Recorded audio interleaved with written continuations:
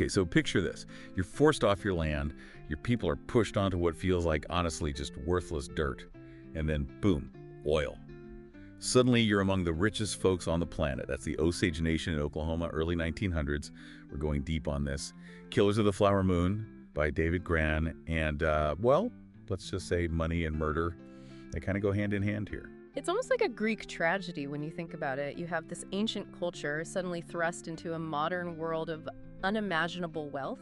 Newspapers were obsessed, red millionaires, they called them, buying up mansions, living these lavish lifestyles. But like you said, this fortune, it came with a heavy, heavy price. And that's where Molly Burkhart comes in, right? She's Osage. And her story, it's at the heart of this whole thing. But it's a rough one. Tragedy after tragedy. It starts with her sister, Anna Brown, vanishes May of 21.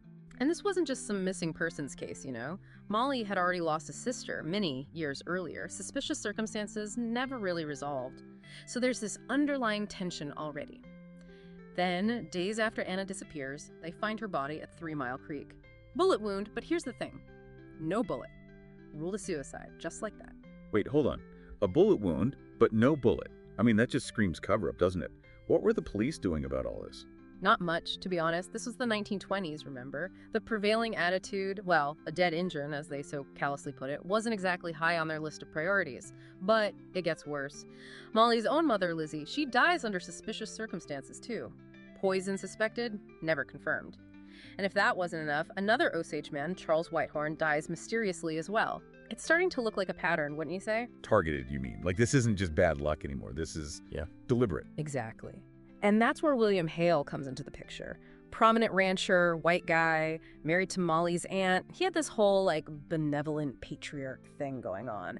But rumors swirled, you know, about a much darker side to him. A ruthless streak. Okay, so we've got a string of suspicious deaths, an entire community living in fear, and now this powerful figure, Hale, who may have a motive. This is like prime true crime material here. Yeah. So how do they even start unraveling this whole thing? Well, you're not wrong about the true crime thing. But early on, it was a mess. Local law enforcement, like we said, useless.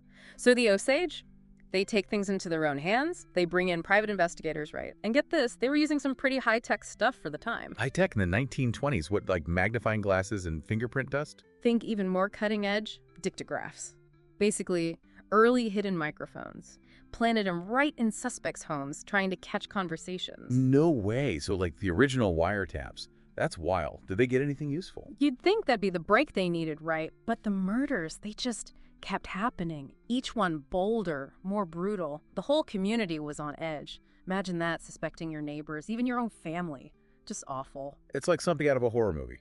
Trapped in a nightmare, and the people meant to protect you, they're either clueless or worse, in on it. So how do things finally change? Who gets a real investigation going? Pressure builds, right? Eventually the feds, they have to get involved. Bureau of Investigation, what we now call the FBI. They send in Tom White, former Texas Ranger, tough as nails. And White, he's different. He sees the bigger picture here. Different how? What was he seeing that others were missing? This wasn't just about catching a few bad apples, you know. This was about a system designed to exploit the Osage. White called it Indian business, this whole network of corruption. He realized it all came back to the oil money. So we've got the FBI on the case now, but this Indian business, that's pretty vague. What exactly were they doing to the Osage?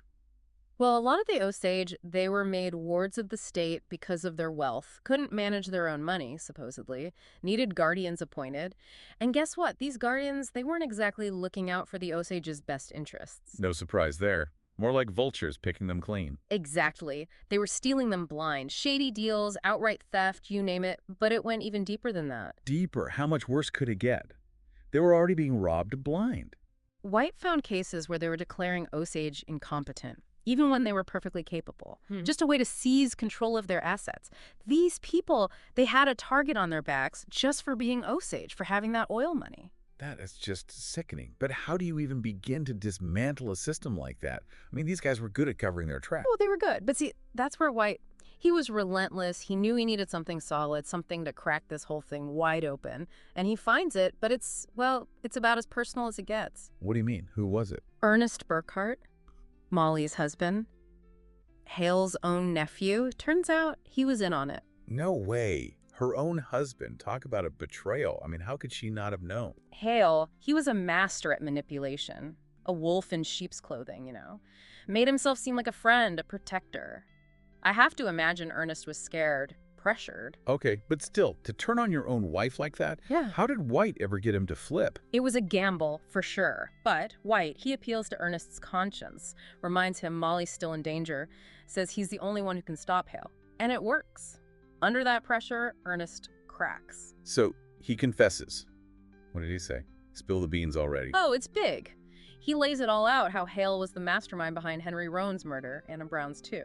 And get this, Hale was planning on killing Molly next for her head rights. Hold up, head rights. We haven't gotten into that yet. Right, so because of the way the Osage land rights work, they had these individual shares of the oil profits called head rights, made them a fortune, obviously, but also made him a target.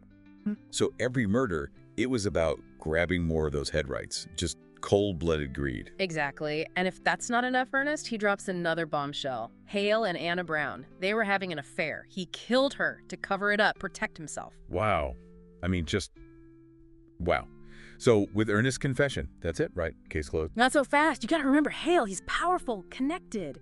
And he wasn't going down without a fight. Witnesses clam up, evidence goes missing. It's a mess. So even with the truth out there, it's still an uphill battle. Big time. But White, he's tenacious. He's not letting up, not for the Osage.